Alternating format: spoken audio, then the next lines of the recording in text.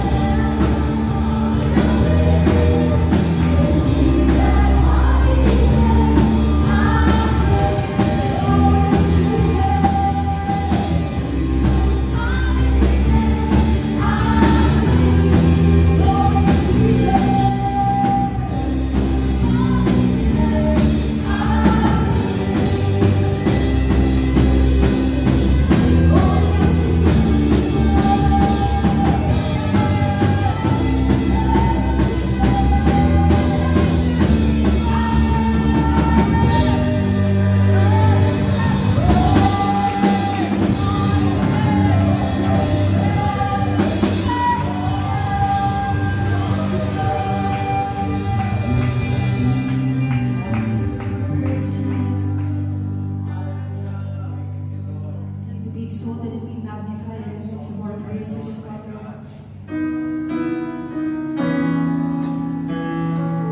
Thank you for all the things you have done upon us, Father, and the things you're about to do in our lives, Lord. Thank you for all the goodness and the faithfulness happening that we never season, Father. Be glorified and be magnified in this place, Jesus.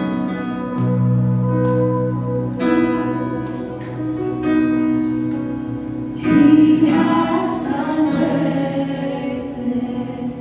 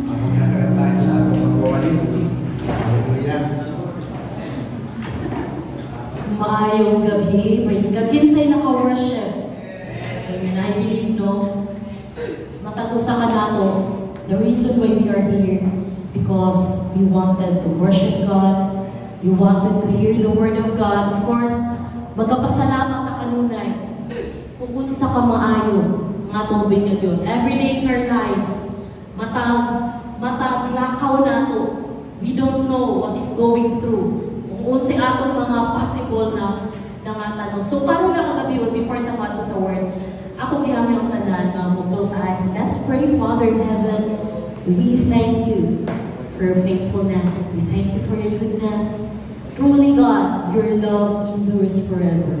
Salamat o Diyos na karon na kagabion.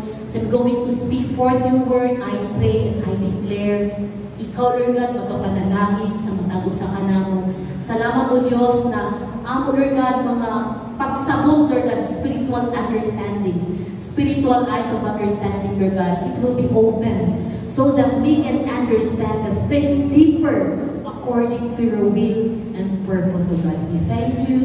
We give you praise in Jesus' name. Amen and amen. Maayong gabi once again. So nakabalik na ang ating mga pastors, no? Safe and sound. Praise God. Dili grabe na nato na bagyo. Grabe experience, no? Grabe experience nato ang atong mga fellow churchmates ni Shelter diri last Monday. But praise God. Grabe ang Ginoo gyud mamuhat. Dili niya tugutan ang iyang mga anak na mapahamak. Tagalog. Parang ako ang nakapunta ng Maynila. So, at kita sa Word of God, let's open our Bibles if you have with you in the book of Matthew 7:24-27, NIV version. I believe, or maybe some of us nakabati na niya na parable. Kini siya ang parable sa wise and foolish builders. Kasi nakadungog na no? So, it is the parable of the wise and foolish builders. I will read it. Therefore, everyone who hears these words of mine and puts them into practice is like a wise man who built his house on the rock. The rain came down, the streams rose, and the winds blew and beat against that house. yet it did not fall, because it had its foundation on the rock. But everyone who hears these words of mine and does not put them into practice is like a foolish man who built his house on sand. The rain came down, the streams rose, and the winds blew and beat against that house, and it fell with a great crash. Siguro ini na parable, makarelate ang matag usa ka nato. Gikan patag ibangyo. Last Monday pa. O nga to, grabe ang diri sa Surigao City, grabe ang preparation. Grabe ang bisan kami sa balay. Ang amo ang internet ihukot na nako sa ako kay basin bayan no paron. Ang mga atop sa amo silingan, ipanglikod yun nila buntag pa sayo. Kaya nga naman, maniguro yun na. Mauna ang ato pag-ampo always, nagtungo ta sa Ginoo, pero we should always work in wisdom. Ihatagan ta sa Ginoo kaalam. Kaya nga naman, para ato na siya gamiton. So we can all relate on this parable. Ni katong Lunes pa, even ang Cebu. Wala ta nag-expect, wala mi nag-expect.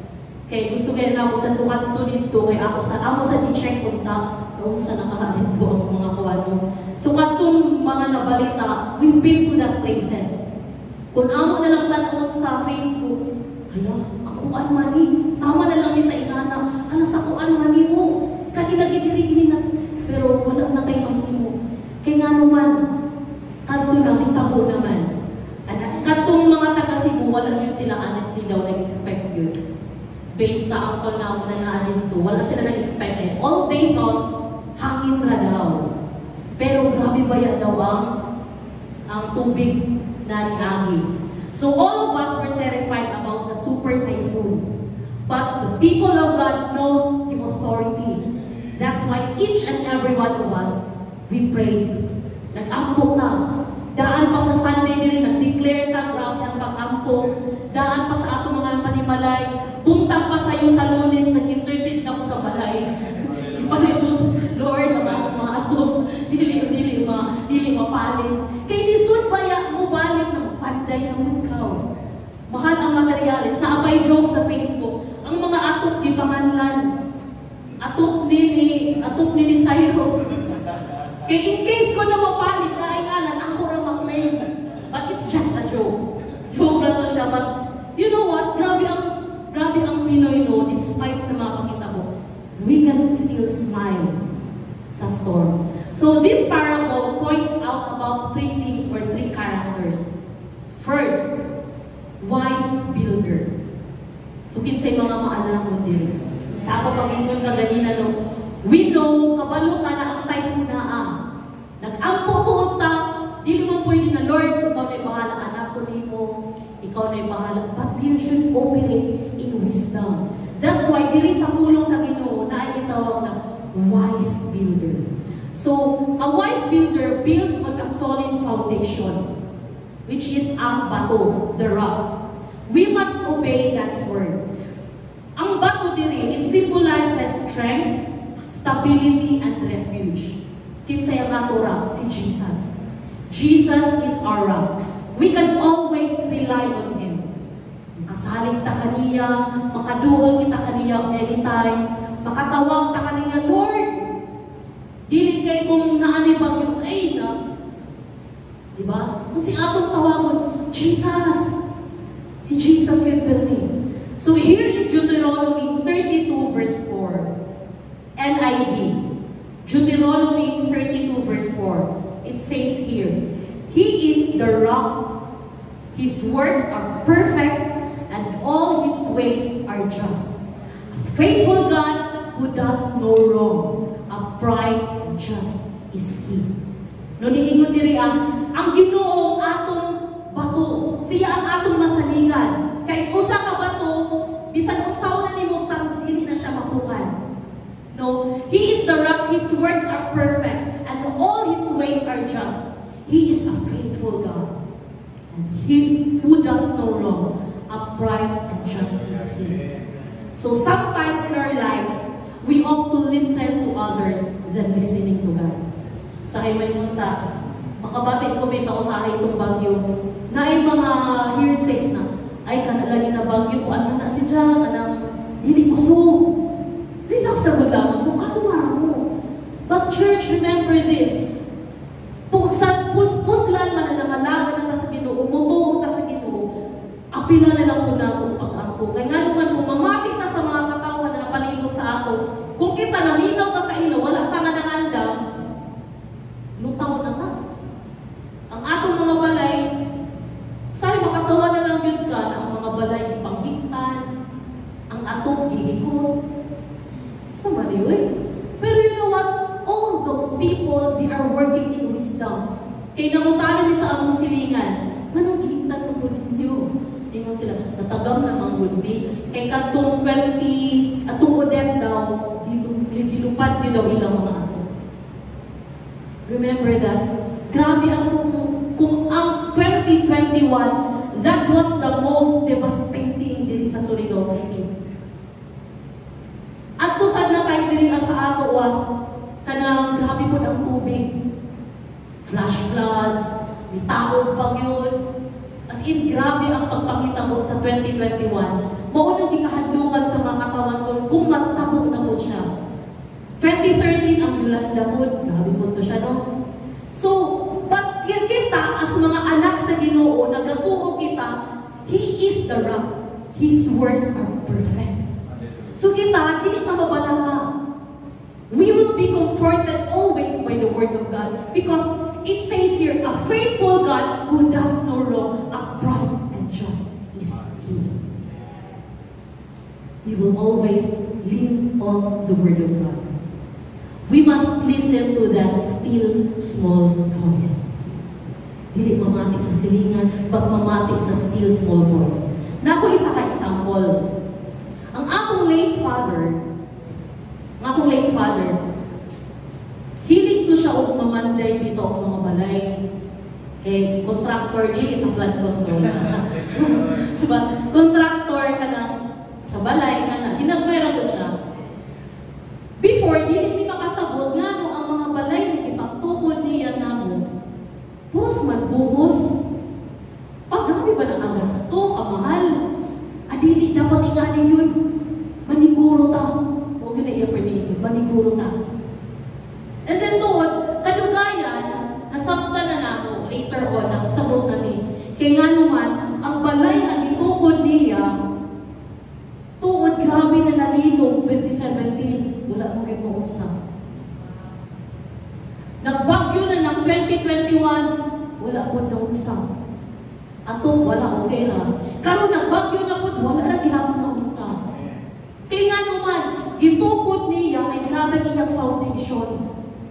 Lalo ang pagkakabot as in simento, murang hapit-hapit siguro yung anak ang pilar sa balay. Maingon na mga mga tao na, kung sa itukod ni mo dili, mall, kay grabe makadag ko sa iyong haligi. Ang iya good always sa imon, maniguro lang ta. Kay wala ta kabalo kung sa'y mahitabo sa sunod. Mauna iyang ginaingon pirmi, dito na mo nasabtan. We should always remember that we can always rely on Him, our rock and our fortress. Dili kita always mabalaka. Kaya sa ay, human as we are, mabalaka ta kung na ay mga problema, ginagmay, maluya na dayon ano. So ikaduha, ang point na ikaduha ni na parable is the foolish builder. Unsa na ining foolish builder? A foolish builder builds on a weak foundation or sand. Ignoring the word of God, hears His word or teaching, but does not act on them. Kana bitaw typical na tao na, nakabati na ko, na tulong, balik-balik mang ka. Or bisan may example, ang imong kinikana na ako bilang mama. Balik-balik every morning, mata na lagi mo, kay pangkuan na mo, hikay na mo, nga na bitaw balik-balik. But you know what? Gina-ignore na ako usahay. Sagira na si mama, balik-balik every morning, ako na lang ka i-ignore. But you know what? Ignore, ang foolish builder na iyang character, he or she is ignoring ignoring the Word of God, even though he hears it, the word of teachings, but wala niya gituman, wala niya ginakaw. Here in Deuteronomy 13 verse 4, it says here, NLT, serve only the Lord your God and fear Him alone. Obey His commands, listen to His voice, and cling to Him. Serve only the Lord God and fear Him alone. Siyara, obey His commands. Maminaw daw ta. Maminaw ta kung unsay giingon, kung unsay gikuman sa ato sa pulong sa Ginoo, atong tumanon. Building a house on a sand means you hear the teachings but you don't follow them. Example gihapon na ako. Si Papa gihapon. Naami balay sa Siargao. Kung may kainon kang Siargao, favorite ni ate. Kung makainon kang Siargao Beach, naami balay sa Santa Monica, na lupa. Ang gibuhat ni Papa before, gitukuran niya og balay. Tungod lagi kay sand. Of course, kabalo na good ka na, ikot siya mudugay. Ikot siya mudugay. Though ang foundation niya ligon, but later on, malusaw na din siya. No? So, na-build na siya, hinay-hinay, hangtod na kuha, na purma-purma, uy, indot na kay pwede na babakasyonan. O, ito ang goal. Bakasyonan yun na ito, na balay. Here comes, niabot ang Lino, 2017. Na-shake ang structure. Problema na sa si Papa. Niabot na sa, iyan na po balik ang build, hinay-hinay. Here comes, niabot na po si Odette of 2021. Kasi nakita mo, ang mga atom, namatanggal, na-wash out ang uban. And then, later on, hinay-hinay na gihapon niyang i-build. Kaya kung lagi, nangandoy yun na mapuyan, bakasyonanan. At that time, wala na yun siya kuan pagtanaw ng murag, lisod naman yun. Nasabta na mo na, lisod yun ka, mag-build o usa ka balay sa sand. Kaya nga naman, ma-wash out ka. Bisan unsa kaliko ng imong structure, bisan unsa kaliko ng imong gitukod, mawasak na gihapon siya. Kaya nga naman, bantang man po siya kaayo sa beach, sa dagat. Isa na kahangin, sama na sa atong pagpangalagan sa Ginoo. Kung ang atong foundation na ata sa sand ng tindog, anytime ang dagat mo wash sa ato, madala na dayon na sa mga balon. Kung ang atong pagtuo nakabuild diha kay Kristo, sure ball. Bisan unsa na problema, financial, physical, kung naakay giampo, kanagin siya, naara nga permit, you are still standing. The lesson there is even though how expensive your materials are na imong gigamit, if the foundation was built on the sand, it will not last long. Dili siya din magdugay. Sama sa nahitabo dito sa amo sa Siargao. Malapit siya nagdugay. Hangtod ka kung naara. Pero di na yun na mong patukuran. Kaya kabalo naman may pagkana sa Baguio, mawash out na siya. Sayang pa ito kaya pwede din na itong bakasyonan. But wala. And then the third na point ni iling parable is test of faith. It is the test of faith. Life's challenges, rain, streams, winds, tests our foundation. It measures how founded and how we truly and fully trust God. So, diinin ang mga kinidiay na parable, ang pagsalig niya sa bato, ang pagsalig niya sa Ginoo, gitistingan ang iyang pagtuo. Grabe na nabalod, grabe na mga problema gihansak sa imo. It is just a test of faith, life's challenges. Usahay sa atong kinabuhi, moabot ang mga ulan, moabot ang bagyo, moabot ang kusog kaayo na hangin. But it measures how founded we are sa pulong sa Ginoo. Kung unsa nato nasabtan ang pulong sa Ginoo. Many challenges may came through our lives, but take heart. It will just pass by as long as your faith in God stands firm. Tindog straight. Pagsalin niyo sa Diyos. Just like a storm. It's just a short period of time. But surely, it shall come to pass. Atong diri na bagyo, nakamata ko 1:38 a.m. I just prayed, Lord, pakalmahan na kayo. Nawala ng signal, nawala na kuryente, maski nawala na tanan. Saan man ako papunta, kakakapangkul, di na ako sila makapunta. Kasi nakalupad lang ako, mag-praise God wala lang. I just prayed, 1:38 a.m. nakamata ko. Nikalma na. Kung praise God, makatulog na akong bali. Nakamata na po kung 5 a.m. Dito na lang mag-check ang surroundings. But praise God, grabe good ang Ginoo. Grabe good ang Ginoo ka maayo kay wala yun. Iyang mga anak, protected always. No? Bisan unsa ka kusog na sa hangin, kay kusog-kusog. Una may nakita mo. Of course, Kristohano punta. Ang atong pagsalig sa Ginoo na always.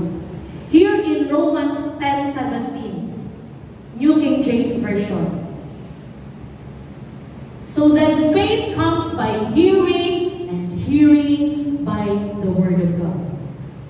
Faith comes by hearing. Ang atong pagtuo, nagagikan sa pagpamati sa pulong sa Ginoo, pagpamati sa pulong sa Ginoo, pagpamati sa pulong sa Ginoo. Ang pagpamati nato sa pulong sa Ginoo, dili ra na siya overnight na masabtan dahil nimo. Kung imo i-analyze ang specific na verse, dili dahil na imo masabtan.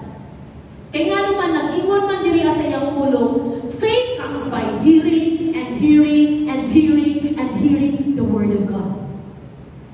So para masabtan nimo isa ka butang, kinahanglan pa nimo pamatian. Bisan gani sa kanta, pamatian nimo, siprahan asa nimo balik-balik para makuha nimo ang tono. Siprahan nimo pagbalik-balik para ma-memorize nimo ang song. Di ba kung sa mga nagtuon, sa mga nagskwela, study permi, kay para mabatunan, mauni ay ang point. Ma-analyze nimo. Sama sa atong pagpangalagad sa Ginoo. Dili one time ra na, teneng, uy, si Ira, perfect na kaayo. Kaya naminaw siya always. Naa siya perfect. But you know what? Ang pulong sa Ginoo nag-ingon. So then, faith comes by hearing and hearing the Word of God. So diha ang pagtuon nato. So these three things, kining tulo ka butang. Ang first is a wise builder, a foolish builder, and a test of faith. So mao ni siya atong faith built in Christ. So this parable emphasizes the importance of building our lives on God's Word and obeying His teachings. Nag-ingon pa to obey first before you complain. Be a wise builder and not a foolish one. Ingay mo katapan, be a wise builder and not a foolish one. Amen? So kani siya ng mga pulong church, maybe nakabati na taani for so many times, permanently na nag-share nila ni Pastor, kani the wise and the foolish builders. Diri ako naamoy time ko sa inyo ang mga balay, pwede rin ninyo i-continue kung meditate ang Matthew 7:24 to 27. Kaya kini siya, though it is just a parable, but kini siya nag-a-apply always sa atong mga kinabuhi. So, be a wise builder and not a foolish one. Amen? So, ato palakpakan na natin sa Diyos. Amen.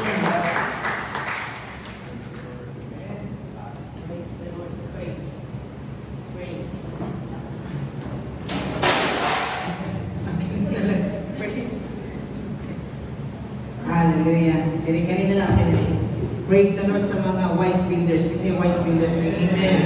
Praise God. Let's all stand. Importante ngayon kita magunin kita sa pulong sa Ginoo. Ang pulong sa Ginoo ay mag-define sa ato ang kinabuhi kada adlaw. Dagan nga mga tao ang ilang pagbati mo ay nag-define sa ilang pagtuo.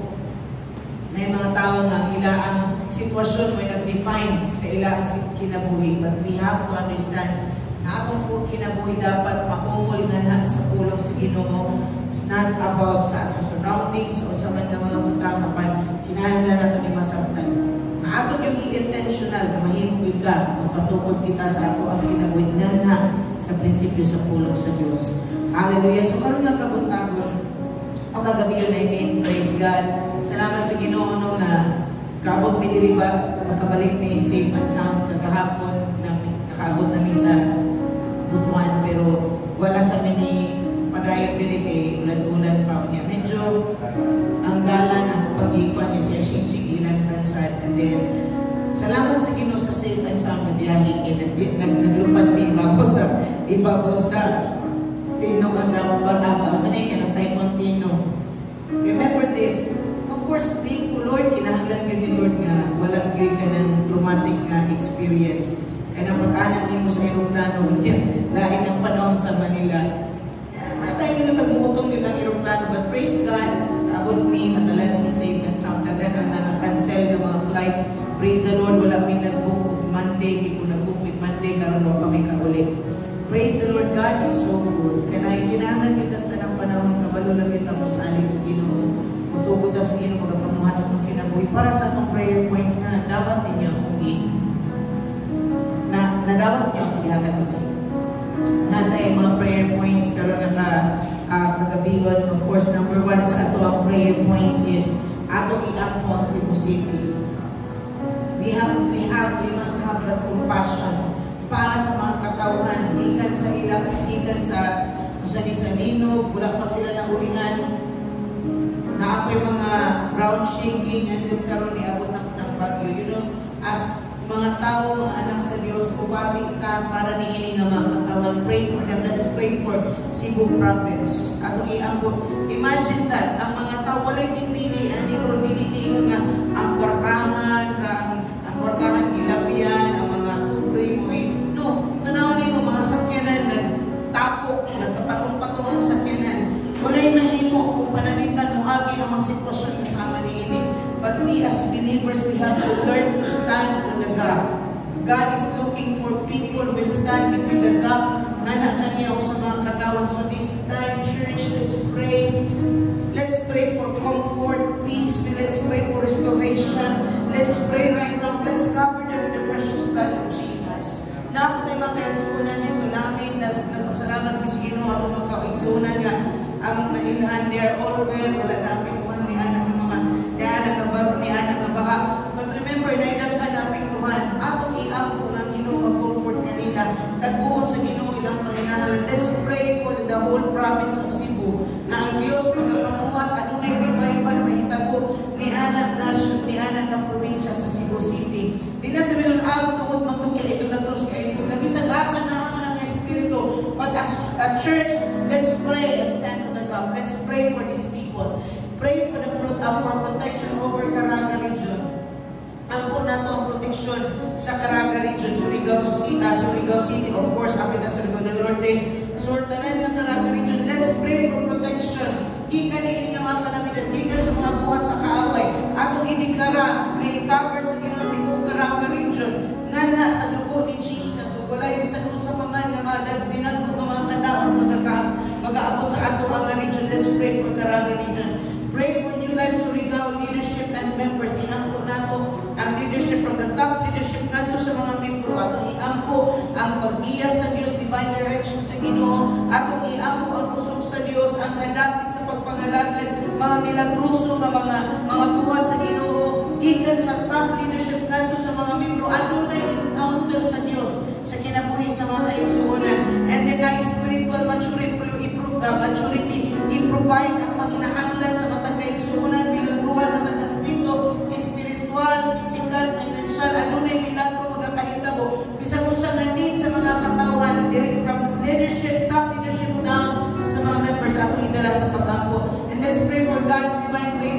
church in the coming year 2026.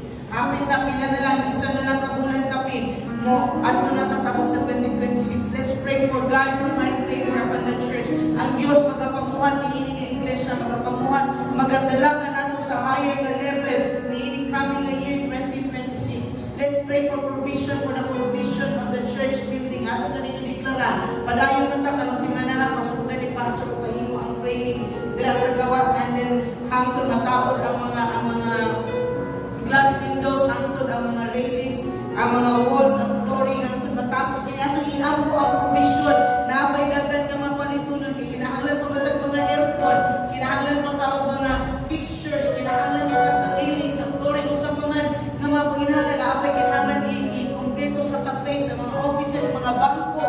We will not use mga white chairs. Later on, we will be buying ganang quality ng mga chairs. Call for provision.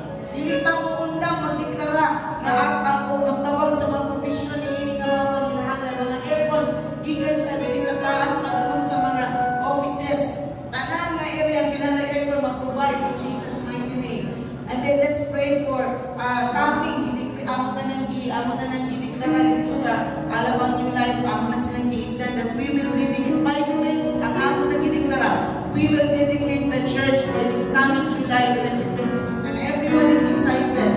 In fact, taga na naghatag, napakitag intention to come here during sa dedication. Atong ideklara ka na anang panahon na, anang ang target, mahuman kining nga building. Do you believe that? Let's pray and declare in Jesus' mighty name. Hallelujah. And then atong i-ampo ang revival and so on.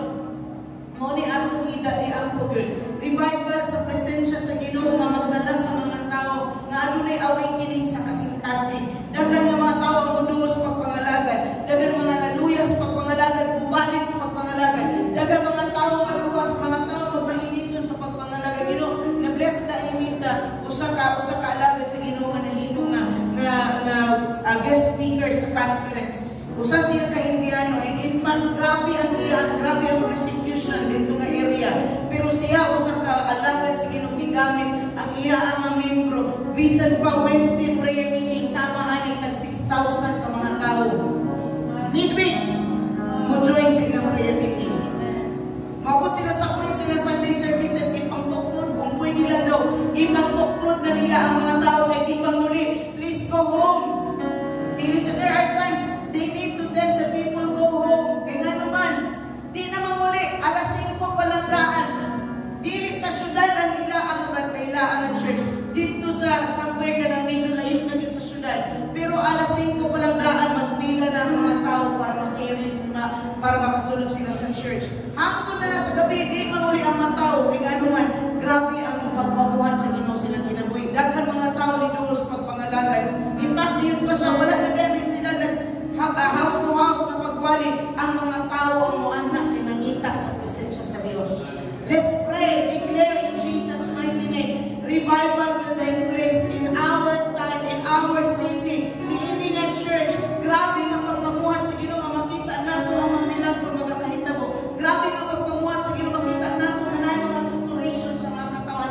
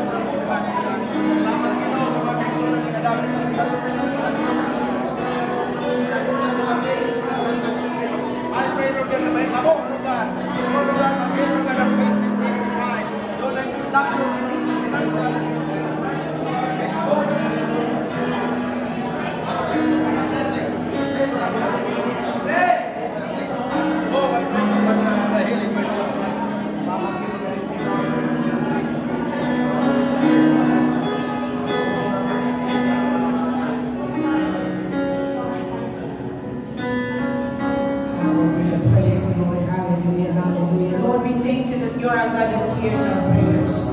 Thank you, God, kay ikaw sa kanunay, Ginoon Diyos, sa kapamating sa mga pag-ampo. Dili gayon ka, Ginoon Diyos. Lord, magpaligog-ligog, Ginoon. You're always ready to hear and answer our prayers.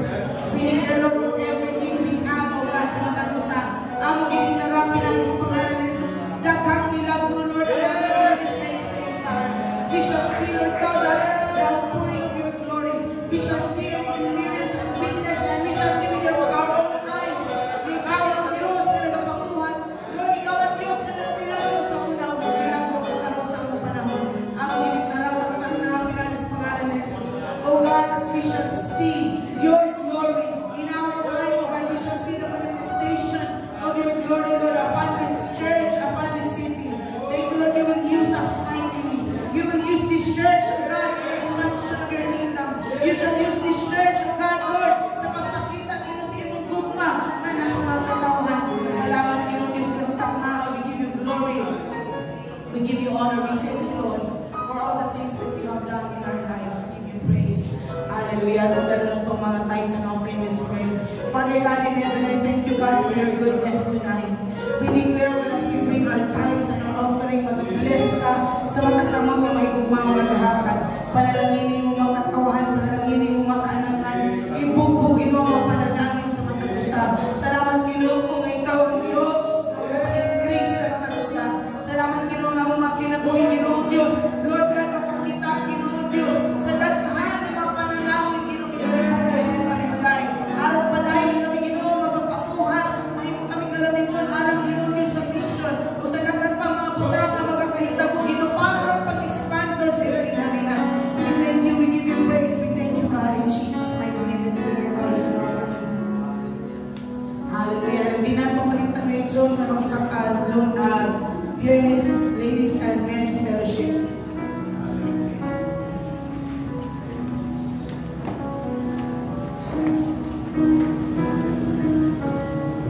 Ginoo, salamat kayo sa iyong pagtubag sa mga pag-ako. Anayon sa Lord God, Lord, I lift up to you, Lord God, Eliza, Ginoo, na nandun ka sa hospital. Ginoo, salamat, Lord, sa iyong kamot. Kaya mag-stress sport, nandun ka na sa iyong lawas karon. In the name of Jesus, kung sa ka na Ginoo ka, sa iyong balatihan, sa iyong lawas, Ginoo, that you will heal, Father God. That you will be healed, Father God, in Jesus' name. Malimpyuhan mo lang yung dugo, malimpyuhan mo lang yung ay lawas kinugikan sa unang utsing ng mga pang. I declare that she is the healer of the Lord in Jesus' name. I thank you, Father, for your healing virtue to us in right now in Jesus' name. Stretch forth your hand. Salamat, Ginoo, kay ikaw ang Diyos nag-aayo. Sa bisan o sa kabalatihan, Ginoo, Diyos na mo, Ginoo. Hallelujah. Salamat po. Ikaw nagalimpyo ka na mo. I pray, Father, sa blessing ka na mong tanan, mga provide sa tulos, Panginoon, bisan Panginoon Diyos sa ilang hospital, mga mayroon ng hospitalization, whatever, Lord, mag-supply ka, Ginoo. Salamat, Ginoo.